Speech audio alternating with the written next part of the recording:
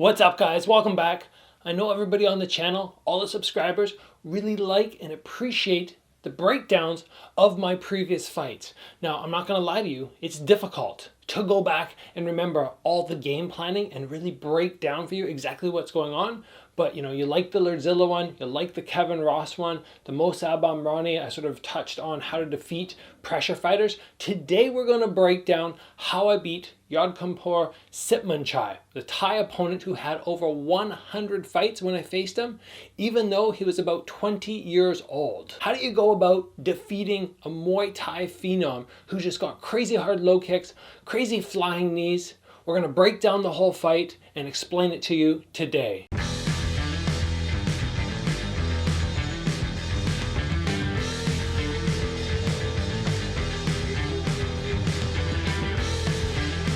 Alright, it's been a while since I've gone back and actually watched this fight. I'm going to have to watch it again to properly break down everything, and I want to start with the glove touch. We walk out because a very important part of this fight is right away establish my pace. Right away come out, fast hands flying. That's super important. We want to make sure he does not get his rhythm down. Now against somebody super skilled like Sitmanchai, you might go, oh, you don't really want to run out and get too aggressive early on because you might pay for it. But we need to look at the facts. He is not somebody that I'm worried about being KO'd by big punches. I'm also not worried in the first little bit if he lands a couple low kicks because it takes time and build up to really wear down that leg.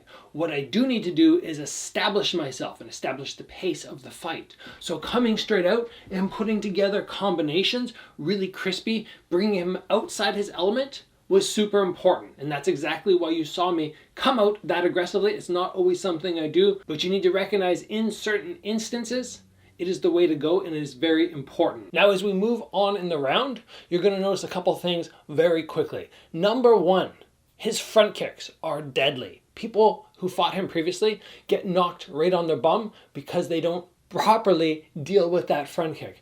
And number two, because he's not used to sort of the Dutch style of kickboxing, he's not used to people throwing combos with their hands and then coming with that low kick. So that was two things I had to do. I had to make sure that when I stepped backwards to deal with the front kick, I was able to maintain my balance. I had to establish that very early because if I let him get away with landing big front kicks and knocking me down, it looks terrible for me, great for the judges in his favor. So that's something we see right away. And like I also said, when I throw those punches, he's not used to it. He's going to have to guard up differently. He's going to get heavy on his legs because if you tap your front foot and you're ready for the check, as the punch combos come, you're going to start getting knocked backwards. So he has to get heavy to deal with them, and then I'm able to chop that leg down, which is not usually that easy to do against a Thai opponent. Now, something else I really had to focus on to face Yodkampur is to make sure that my lead leg was really conditioned and I had an answer to his low kicks. So you will see multiple times in the fight, I take the low kick, I take the low kick. It's after I throw my hand combo, but I knew that was going to happen. It wasn't a surprise. And when I left the ring, even though I took a decent amount of low kicks, my leg did not feel anything. And that was the prep conditioning because I didn't want to get too much into that checking game with him. I wanted to stay in my element, and my element is boxing, which means I have to be heavier on my lead leg. What you will see me do occasionally though is reach down for that low kick. And a couple times I'm successful with catching and following up and making him pay for repeatedly throwing that kick. Now in this next clip, I want to focus on two things in this combo, in this exchange. Number one, I throw a spinning hook kick. I find it very important with people who have sort of one set style, like I'm doing Muay Thai and I'm not going to learn anything else, to mix in things that will surprise them. And spinning techniques often surprise people. Even if they're not landing flush and you're not scoring knockdowns, it still throws off their rhythm. It brings another element which confuses them. Now the next thing is you will notice when I finish my spinning hook kick, I get into combo. And I crowd his space. I get into sort of that dirty boxing zone, that real phone booth area. And from there, I'm able to land a mean little uppercut to the jaw. We did a lot of training with hand pads, focusing on getting those combos really tight, really snug positioning to make sure he was not going to be comfortable.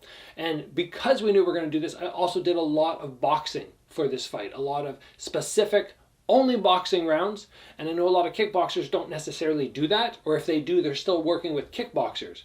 But something we put together was we need to go to the local boxing gym, and we need to do rounds with those guys because they're going to make my hand level, my boxing level, increase that much more. And a lot of times when we do our pad work as well, we would fall into this crunch zone. The pad holder would like put both pads against my head. I would kind of push back, and then he would angle, and I'd have to find that little shot, that little opening. That's something that you guys can do whenever you're doing pads. Don't just always stand at range. Sometimes get your pad holder to put their hands against your head, give you a push, and you have to brace and fight back. And when you're bracing and fighting back, they'll change the pad angle, and then you'll see, okay, there's an uppercut there, or boom, there's a hook.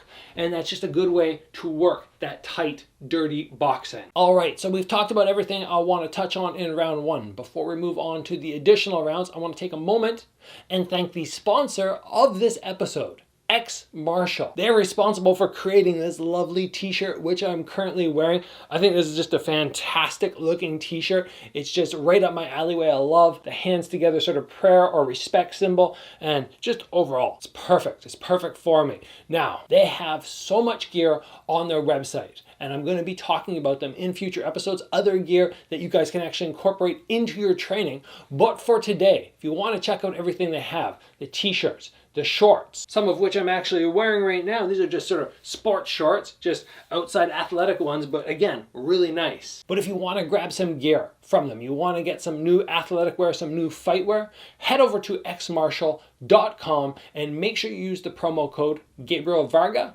to get yourself 10% off. Next, I want to touch on the number of times in this fight I'm able to utilize the jab over and over and over. Sometimes it's a double jab, sometimes it's a triple jab. We specifically did a lot of training with this in mind because I knew that with that low kick and those front kicks that he just blasts out, I didn't always want to be tight within range. I wanted to be back here where I could set things up and, if necessary, hollow out to create space for the leg, or hollow out the stomach to create some extra space if I saw that opportunity. And with that in mind, a lot of our pad work was just establishing just touch, touch, touch, touch. And then if I saw the opportunity to back away, I could take it. Or if I saw the opportunity to close the gap and utilize some of that dirty boxing, then to go ahead and do that. These jabs are not meant to KO or knock down Yodkanpor. They're simply meant to throw off the rhythm and give me that range where I'm controlling and I'm distracting him from his ability to throw the techniques which he normally likes to throw.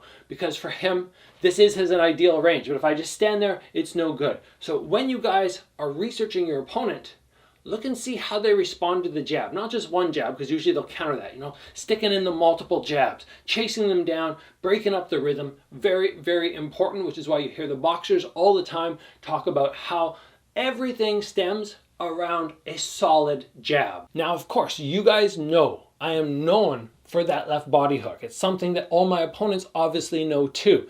Now, I heard through the grapevine that Sitmanchai was training to block that body shot and come with a counter uppercut. But I went, you know what? I'm willing to land that hard body shot and then maybe take an uppercut to wear him down. And that's exactly what happened throughout the fight. The further we got, the deeper we went in the fight, the more he was starting to wear down, the slower his pace got, which meant I was able to up my tempo. And it all stems a lot of times from body shots. You land 5 or 6 of those and people start getting that wind knocked out of them, and then you utilize that jab, which we just talked about, to make sure they're never in a comfort zone. They never have that ability to back up and take a breath. You don't let people do that. When people want time to breathe, you crowd them. And that's what that jab did. Well, the body shot, whenever we got in tight, was hurting him and taking away his ability to keep a fast-paced fight. We'll also notice that most of his fancy techniques, his big boom push-throughs, or his flying knees, they were starting to get very slow, very easy to read, as opposed to the beginning of the fight where they were much more dangerous. I've spoken with you guys about the importance of recognizing what the opponent is best at and what they're worst at. And then from there, developing your camp based around those two elements. That's exactly what I did for Sitmanchai. That's what I will continue to do with future opponents. And this fight, I think, just emphasizes how successful you can be with those two things in mind. Now, to finish up this episode, the last point I really want to mention is in the third round, is Yodkanpor tired down from those body shots and the fast pace that I was putting on him. I want to talk about the ability that I had, or necessity, of keeping him pinned against the ring ropes. And it's something you saw me do a number of times. As he was against the ring ropes and he was trying to move away, I would just stay straight in front of him. And this is having that ability to keep people in the fight they don't want to be in. The nice thing about fighting in a square ring is as soon as somebody hits a corner, they have to move out. And then all I have to do if they start moving is just chase them down. Keep their back against the ring ropes. The only way somebody can regain the center of the ring is if you back up. Now, with a nice tight guard and that confidence in your defense, which I always talk about, when somebody throws, there's no need to back up. You can stand your ground and keep them in that uncomfortable zone where their back is stuck against the ring ropes. This was not a massive part of the game plan early on, because to do that, there is some risk. You have to let people throw on you. But as the fight goes further on, and as you can see in this fight, as he gets worn down and he starts fading, that this absolutely works. Track them from side to side and keep them in that uncomfortable zone where they have no escape. And that's it, guys. That is my breakdown of my fight against Sitman Chai. There are many things which you can incorporate into your own training or your own fight camp if you're fighting somebody with sort of that Thai-based style in the future. So sort of take down notes either mentally or on a piece of paper, or if you're ever fighting a Thai opponent or somebody with that Muay Thai style, come back and rewatch this episode. Once again, before we wrap up, I would like to thank X Martial for sponsoring the episode. These videos take a lot of time to think about, film, edit, upload, and do the whole process. It all takes time.